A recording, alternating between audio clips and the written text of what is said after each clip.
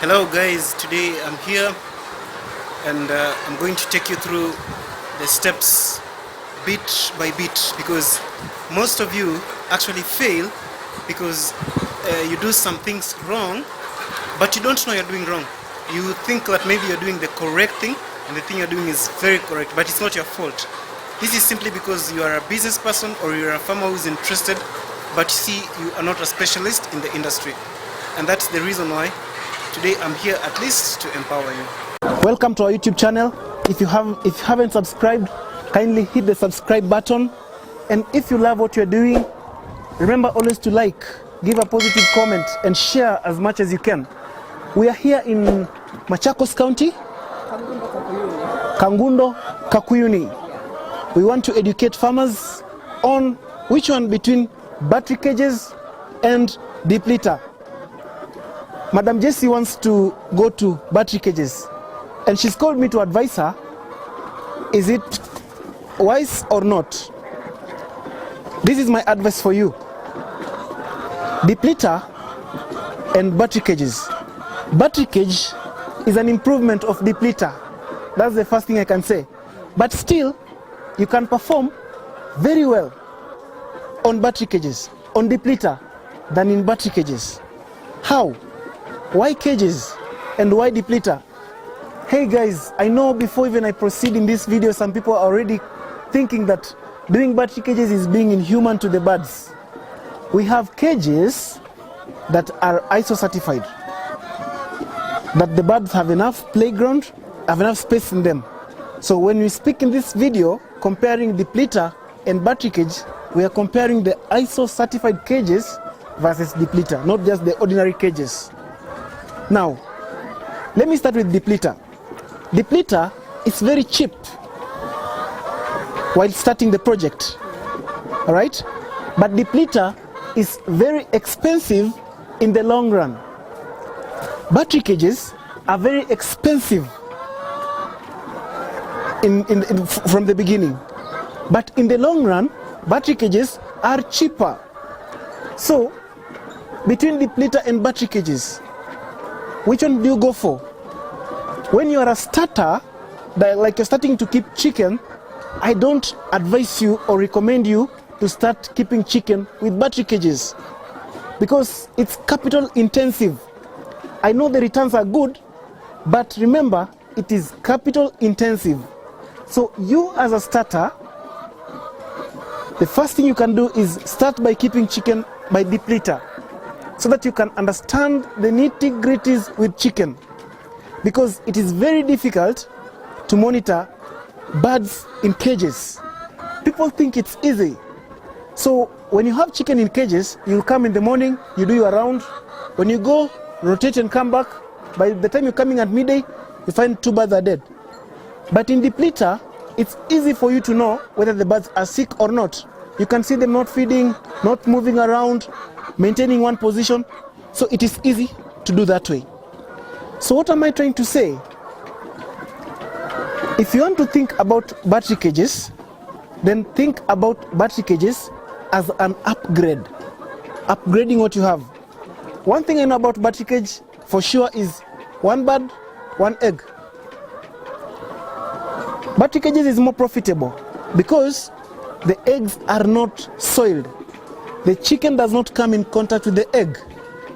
Once it lays the egg automatically rolls down.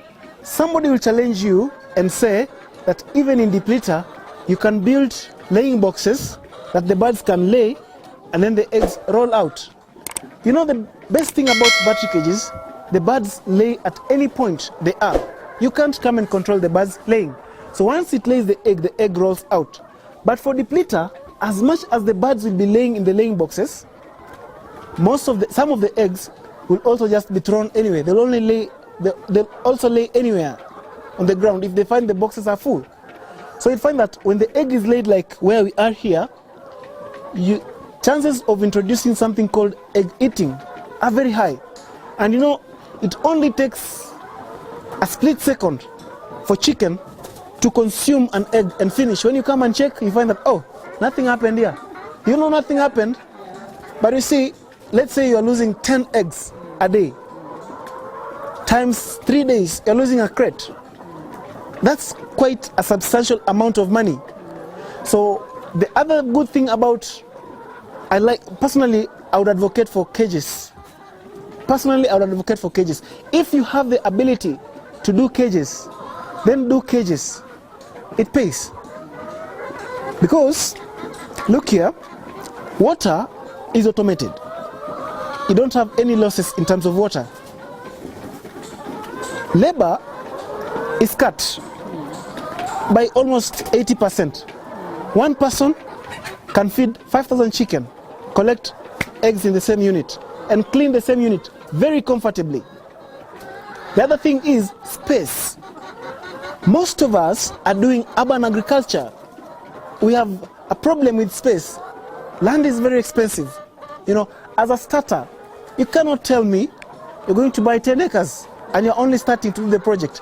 But you see, a space of 12 meters by 24 meters, you can keep up to 6,000 birds on cages for tiers. But if you have 5 tiers, you can even keep more birds. So in the long run, it is easy for you to manage cage production than depleter, because most of the things that will come from outside, externalities, are controlled. The other main challenge maybe you could have with cages is the cost, the quality of the cages. Most of the people, because they're new, they will not go for the right cages. Somebody will just tell you, I'm selling these cages, and have them. The other thing I'd like you to look at is the payback period. If you take a pen and a paper, check your records, the number of eggs you've collected, say in depleter, in a year, and the number of eggs you've collected in the same number of birds in cages in a year, the number of eggs collected in the cages is so high. So if you calculate and find the difference in terms of cash, then you multiply it by 3 seasons, you'll find that you can't compare with someone on depleter. And remember, you still have the cages as a capital good. So you see how it goes.